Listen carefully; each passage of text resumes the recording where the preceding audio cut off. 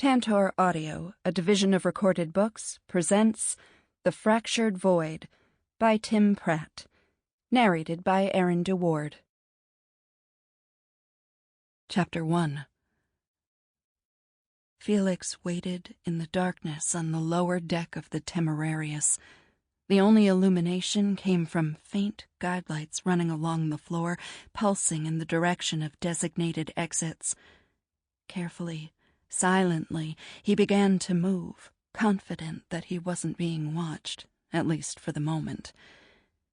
He crept along a corridor and moved past unoccupied crew cabins, converted to storage for emergency relief supplies. He moved slowly, looking into each crowded room for a moment before moving on, listening for the faintest whisper of sound and feeling for minute disturbances in the stale air. Felix was hunting. He considered taunting his prey, trying to provoke an error he could exploit, but it was a risky move, and better tried when he was in a more defensible position. He paused at the end of the corridor, with open doors on his left and his right. In a more demanding posting, the cabins on either side would provide housing for 2 crew members. Instead, the cabin on the left held pallets of potable water, while the one on the right, for some reason, held crate after crate of signal flares. The mysteries of military procurement were doubtless baffling in all societies, but in the Mentak Coalition, they were even stranger. The various supplies the raider fleets pillaged had to end up somewhere, and an overstocked quartermaster had taken the opportunity to cram the Temerarious, with its whole deck of unused space, full of odds and ends of no great use to anyone. He ducked into a side room and crouched behind a pallet of shrink-wrapped air purifiers, listening hard. But the only sound was his own breath. He jostled the pallet and gasped, short and swiftly cut off, as if he'd injured himself and made an involuntary sound. He immediately, silently, moved to the far side of the room, waiting to see if his bait would be taken. There was no movement, no sound. Nothing. He might have been alone down here in the dark, but he knew better. Felix crept back out into the corridor, carefully scanning for the most minute shift in the shadows, the slightest disturbance in the air. Nothing. His quarry was elsewhere. He considered the T intersection before him. If he went left, he'd reach the deserted lower galley, and if he went right, he'd reach a workout room full of unused training machinery. There were more hiding places in the galley, but something clattered in the cabin on his left. It sounded like a water bottle jostled by mistake, bouncing off the frame of a bunk and skittering across the floor.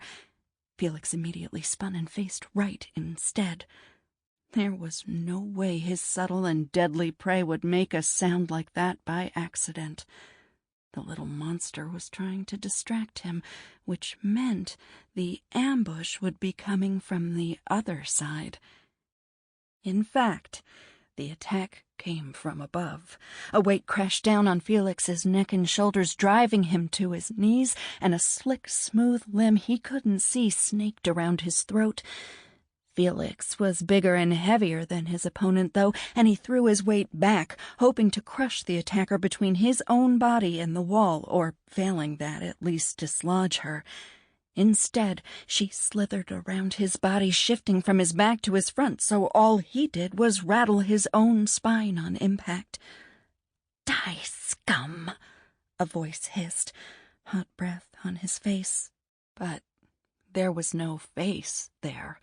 Just a sort of shimmer that made his eyes water if he focused too hard, and strong, thin fingers wrapped around his throat. The overhead lights came on brightly, and the voice of the ship's security officer, Cowred, purred laconically from hidden speakers all over the deck. "Captain, if you and Tib are finished playing hide-and-seek, we have an urgent message from one of the colonies." The shimmer stopped shimmering and resolved into the round green face of Captain Felix Duval's first officer, Tib Pelta, her yellow lamp-like eyes shining as she smiled, showing all her teeth. The rest of her body, dressed in the uniform of the Mentak Coalition Navy, came into focus a moment later. The Israel ability to hide from sight, fading, wasn't technically invisibility, but functionally there wasn't a big difference. As an infiltration specialist, her uniforms and spacesuits were woven with rare fabrics that could bend light and augmented devices that stymied detection of heat signatures and other life signs. Tib let go of her captain's throat, straightened his collar, and patted him gently on the cheek before hopping off him and heading for the elevator. "Acknowledged. On our way up," Felix said. Then, "We weren't playing hide-and-seek. We were conducting tactical training exercises to keep ourselves sharp." "That's really something you should be organizing as security officer. My job is to keep you from getting killed, and to prevent this moderately valuable ship from getting blown up," Calred said. "Not to keep you entertained." "I won," Tib said, as Felix fell into step beside her, though she had to take 2 steps for every one of his.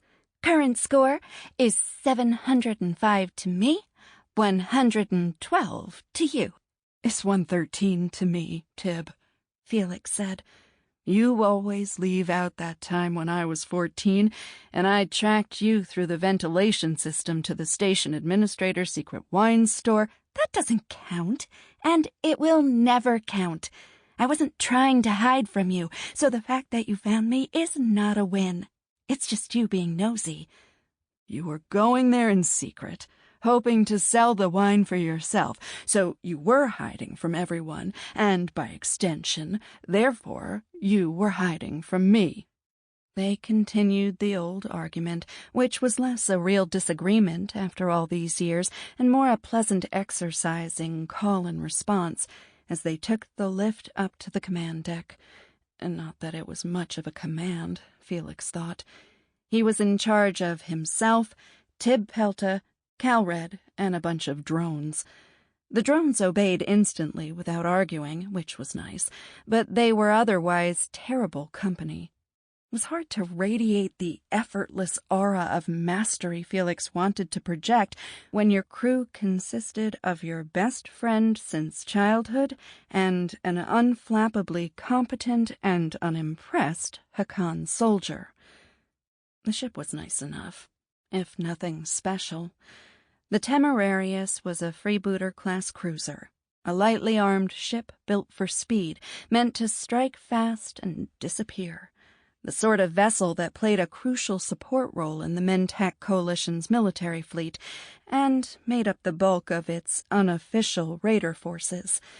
Of course, in this remote posting, there was little need for speed or armaments, light or otherwise. The Temerarious was stationed here to defend and lend material support to the 3 Coalition colony worlds, 2 planets and 1 moon orbiting a gas giant in this system. Felix and Tib had grown up on a shipyard space station near the core of the Coalition, and being way out here on the fringes was teeth-grindingly dull. This posting was both a punishment and a promotion. Felix had been first officer on a ship in the raider fleet, and had acted with great daring and courage in a raid, winning glory and also riches for the Coalition. But he'd also ignored orders from his captain in order to commit said daring act. The fleet commander had been impressed and pleased with the results, but Felix's captain had been understandably furious about the method, and after some consultation, a compromise was reached.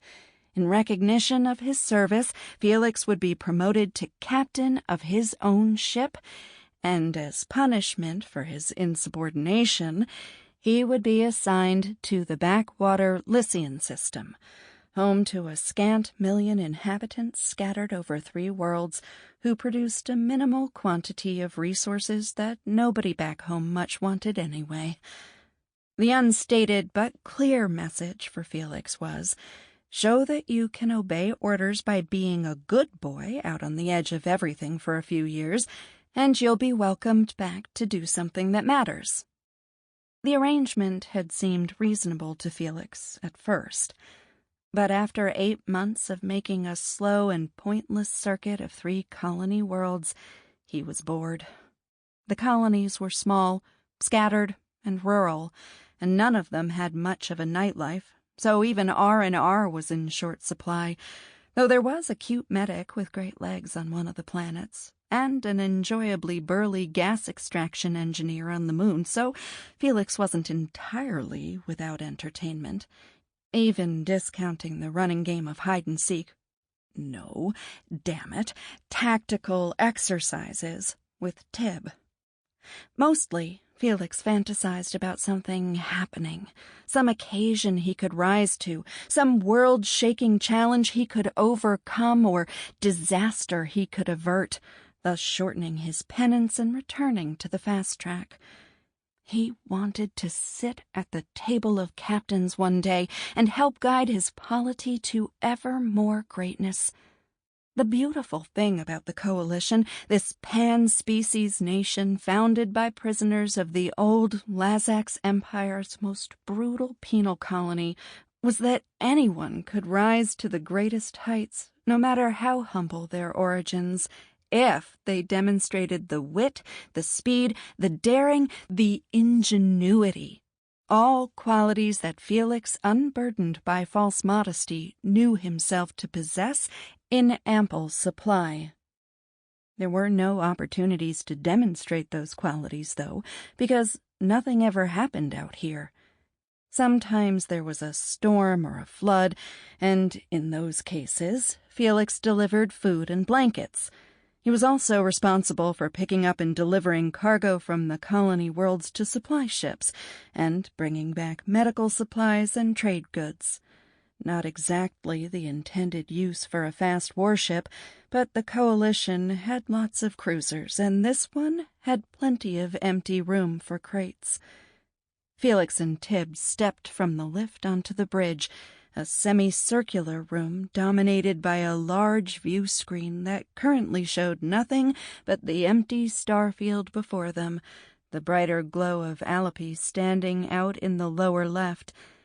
Allope was the next planet on their circuit, a world rich in timber, ore, mildew, mutton, and bristly predators called wolverines, who were still delighted by the sheep and goats the colonists had introduced to the ecosystem decades earlier. Tib went to the comms and navigation station, not that there was much navigating to do, since they more or less just went around in circles. Felix dropped into his command chair, best seat in the house, even if the house wasn't all he might wish. What's the problem? Did a sheep wander off? Are we urgently needed to help with a barn raising? Calred, an immense Hakan with braids in his mane, shook his leonine head. He stood at the tactical board, which was even less use here than the navigation controls. Something stranger than that, and my requests for clarification have gone unanswered. Show me. The message is audio only. Calred manipulated the board, and a crackling voice blared out from the blank view screen. Unknown. Landed outside settlement. Jammed. Boosting as best we can. Immediate assistance. Armed. The message ended abruptly. Where's it from? Felix said. There were scores of communities on Allope, from small timber camps and mining towns to the relatively booming trading city and soul spaceport Salimi, home to a whole 50,000 souls, and that cute medic Felix liked to visit. A small farming settlement on the northern continent, Calred said. Doesn't even have a name on the surveys, though I gather the locals call it Cobbler's Knob. Do they really? So I'm told. Calred said. The message came from their emergency distress system, which is probably the only communications apparatus within 100 kilometers powerful enough to get a message this far. Could this be it?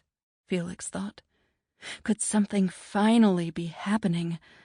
Probably not. It was probably a prank. Felix thought about how bored he was and extrapolated out to how bored a teenager living in a place called Cobbler's Knob must be. But then, if it were a hoax, you'd think they'd say something more dramatic. "We're being attacked by alien invaders," maybe. Or at least, "Help! A wolverine ate my mother." "Let's get down there," Felix said. "It's probably nothing, but it's not like we were doing anything else." Calred nodded. "With my amazing tactical prescience, I anticipated your order. We're already heading there at speed. Does that count as insubordination? I hope not. I'd hate to be assigned to some remote posting as punishment." "We'll call it the sort of initiative that benefits an officer of your stature." Felix had no idea why Calred had ended up on this ship, but he must have annoyed someone. The Hakan would only say, "I go where I'm assigned." He was competent, gave the impression of being effortlessly deadly, and was completely unflappable. Not that they encountered many things worthy of getting into a flap about out here. In a storm last year, though, Felix had seen Calred wade into a surging river that had burst its banks, rescuing a young boy who would have been swept away, and returning him to his tearful family. Calred had done it as matter-of-factly as Felix might take a bottle down from a shelf. He hadn't known Calred anywhere near as long as Tib, but he'd already come to depend on him. The planet grew, a greenish disk in the corner of the screen. "Something's moving," Calred said. "Looks like a shuttle coming from the vicinity of Cobbler's Knob, heading into orbit." "That doesn't make any sense," Felix said. "Where's it going?" A shuttle didn't have the range to make it to one of the other colony worlds, and there was no space station. "Is there anything in orbit for the shuttle to rendezvous with?" "There isn't," Calred said. "Maybe they're just sightseeing." "Or," Tib said. "Or what?" Felix said. "Or there is something in orbit and we just can't see it. Let me see." She bowed her head to the terminal, and the screen shifted through various false color arrays, visualizing discrete pulses of sensor data. "There it is," Tib said, voice a throaty murmur. "A ship orbiting Alapy." Felix leaned forward. The screen was back to true color, and there was no orbiting ship to be seen, though the shuttle was highlighted, a silver lozenge rising from the planet's surface. "Show me." "I can't show you. The ship is using some sort of stealth technology. I think it's a variant of light wave deflection." "Then how do you know it's even there?" Tib rolled her eyes, and given the size of her eyes, that was very dramatic. "Felix, I have a particular interest in stealth, and no system is perfect. It can hide from sensors and even bend light to avoid visual detection, and against a big expanse of empty black, that's almost always enough. Against the backdrop of a planet, though, there are visual distortions, little shimmers and glimmers, and you can see them if you know where to look. Kind of like we detect black holes by seeing the light from stars bend around them." Felix took her word for it. Israel were famed throughout the galaxy for their skill as spies. They'd taken their natural ability to fade, augmented it with technology and training, and spent centuries building their networks. The tribes of Israel sold their skills throughout the galaxy and doubtless used what they learned to pursue their own interests and imperial ambitions. Tib had never been within 1,000,000,000 kilometers of the Israel homeworld, but she had all the natural abilities of her species combined with the legacy of the Mentak Coalition, the descendants of thieves, renegades, smugglers, and survivors. The Israel members of the coalition were the backbone of their clandestine forces, and Tib had vanished for a year once for special training that Felix assumed included plenty of spooky spy techniques. She'd certainly gotten even better at playing hide-and-seek afterward. "Who could it be?" he asked. "Why would anyone come out here in the first place, let alone in a stealth ship?" "It's not a dreadnought or something," Tib said. "Not that those are really built for stealth anyway. The distortions indicate something cruiser-sized." "Don't give them any indication that we've seen them," Felix said. What was this unfamiliar feeling? Like his blood was fizzing. Oh, yes, excitement. The thrill of the hunt. He'd missed it. Stalking Tib in the basement was a poor substitute for the real thing. "My communications array just lit up." Tib put the incoming message up on half the screen, the other half still tracking the slow ascent of the shuttle as it inexorably approached the big red question mark Tib had generated to indicate the location of the stealthed ship. A dirty-faced woman hunched over a console in a small, dark room appeared, her eyes wide and wild. "We took Mr. Thales!" "This is Captain Duval of the Temerarious." Felix leaned forward. "Who took who?" She ran a hand through her messy hair. "These soldiers, 5 or 6 of them, they wore armor and had these guns. They broke into his house and dragged him out. They took him and a bunch of his stuff. We asked what was happening, who they were, and they told us to shut up or they'd shoot us. I tried to call before, but they did something. They jammed the signal or something." "I guess now we know who's on the shuttle," Tib said. "I've pinged the vessel, but there's no transponder and they don't reply. No indication where it's from or where it's going." "Should I blow up the shuttle?" Calred said. "There's probably a kidnapped civilian on board, so no," Felix said. "Can we move to intercept the shuttle? Disable it? Scoop it up?" "Sure, assuming we're faster than the invisible ship, which we might be. Also, assuming the invisible ship isn't better armed than we are, which is more doubtful. Start moving that way. Weapons hot. Hail the shuttle again, Tib. Tell them if they don't respond, we'll be forced to disable them." Felix returned his attention to the woman on the screen.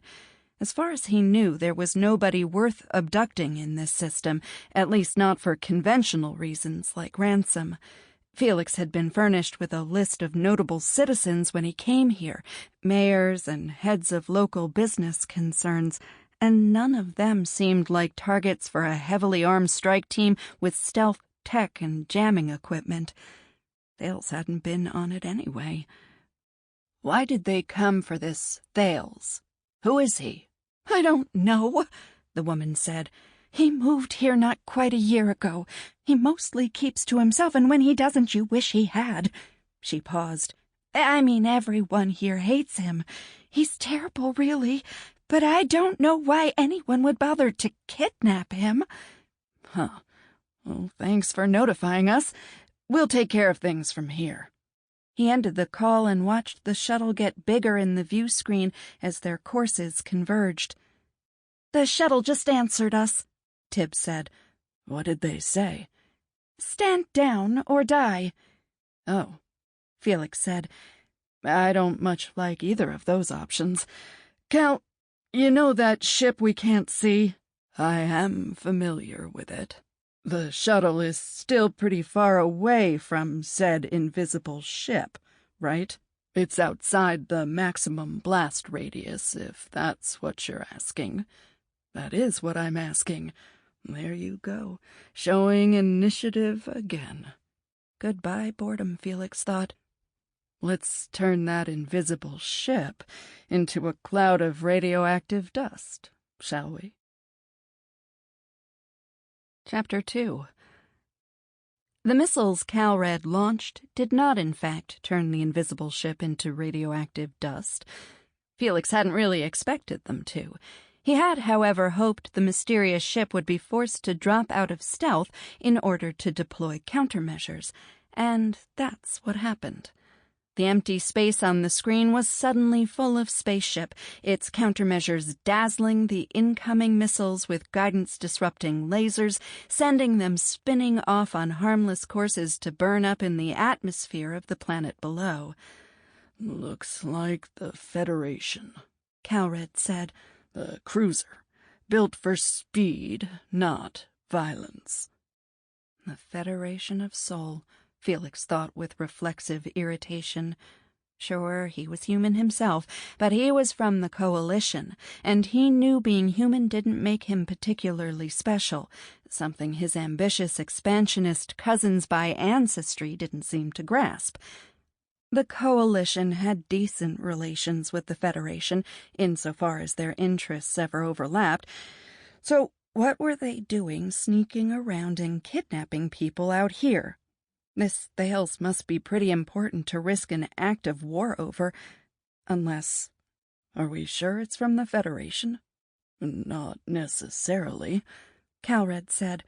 We've even got a few Federation ships in our raider fleet, and they sell their old military cruisers sometimes. There's no transponder indicating that they're an accredited diplomatic or trading vessel, Tib said. They're running dark. It could be anybody with the resources to field a snatch team and operate cutting-edge stealth tech anyway. Target lock the shuttle and tell the big ship to stand down, Felix said. If we can see them, I assume we can yell at them. Are we going to actually shoot down the shuttle? Tib asked. That would prevent them from abducting one of our colonists the same way cutting off my head would stop me from sneezing. I'm still thinking about it, Felix said. How long do I have to think about it, Cal? In about 5 minutes, the shuttle will be close enough to the ship that firing on one will mean firing on the other. Felix considered. If the shooting starts, would we win? Cal shrugged. They might die of heat stroke before we die of thirst. Felix had served with Calred long enough to know that was a Hakan phrase that either meant it was a no-win situation or, more generously, that the fight could go either way. He almost asked for clarification, but both interpretations were bad, so he didn't bother. There's an incoming transmission from the ship of mystery, Tib said. Half the screen filled with a visibly irritated human woman's head and shoulders. She wasn't wearing a uniform, but she was wearing the sort of armor favored by the better class of mercenaries, and she wasn't even part of the ground force that did the snatch, so who knew how they were outfitted? What Felix could glimpse of the enemy bridge — they had an enemy now, how exciting — was bare of insignia, flags, or other identifiers. She glared but didn't say anything. "Hello," Felix said. "Return the person you abducted, and we won't kill you." We're capturing an escaped prisoner, the woman said. He's not a citizen of the Coalition. He's a fugitive from justice. Assuming that's true, we have diplomatic relations with the Federation, and there are channels for this sort of thing. You're not allowed to drop in and kidnap people without turning in the appropriate paperwork first. We never said we were from the Federation. Felix smiled. I apologize for the assumption. Maybe you're from Jolnar? Or are you from a faction we don't have diplomatic relations with? In that case, I'm pretty sure this is definitely an active war instead of just probably.